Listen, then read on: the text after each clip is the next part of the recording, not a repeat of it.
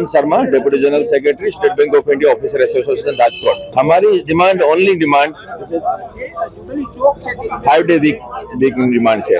2015 में हमें 2 सैटरडे ની આપી હતી અને 2015 થી અમારી ડિમાન્ડ કન્ટિન્યુઅસ ચાલુ છે અને આજ અમારી સ્ટ્રાઇક નોટિસ જો આપેલી હતી 1 મહિના પહેલા અને 22 અને 23 તારીખે અમારી મીટિંગો હતી, એ મીટિંગો ફેલ ગઈ।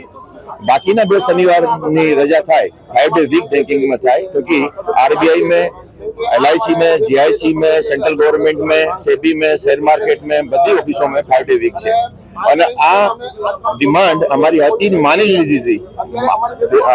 ડિસેમ્બર 23 માં એનો MOU થયેલો અને માર્ચ 2024 में અમારો જોઈન્ટ નોટ में અપ્રૂવ કરેલો IBA કે 5 डे वीक लागू કરશું, છતાં ગવર્મેન્ટ એને ક્લિયરન્સ નથી આપતી, એના માટેની સ્ટ્રાઇક।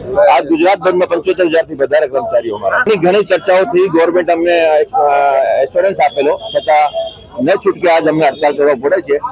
અમે નથી ઈચ્છતા કે પબ્લિકને તકલીફ પડે, પણ પબ્લિકને માટે જ છે, क्योंकि बैंक में લોકો 5 डे वीक કરશે તો એફિશિયન્સી આવશે, સારો રહેશે, વર્ક લાઈફ બેલેન્સ રહેશે। વર્ક લાઈફ બેલેન્સ રહેશે તો વ્યવસ્થિત કામ કરશે। તમે આ જાણો છો કે ફાઇનાન્શિયલ ઇન્સ્ટિટ્યૂટ में સ્ટ્રેસ બહુ હોય, ટેન્શન બહુ। આગામી અમારા લીડરશીપ બધું ફાઇનલ કરશે, પછી આગળને ઇન્ડેફિનેટ સ્ટ્રાઇક યા 2-3 દિવસની સ્ટ્રાઇક ડિસાઇડ કરશે।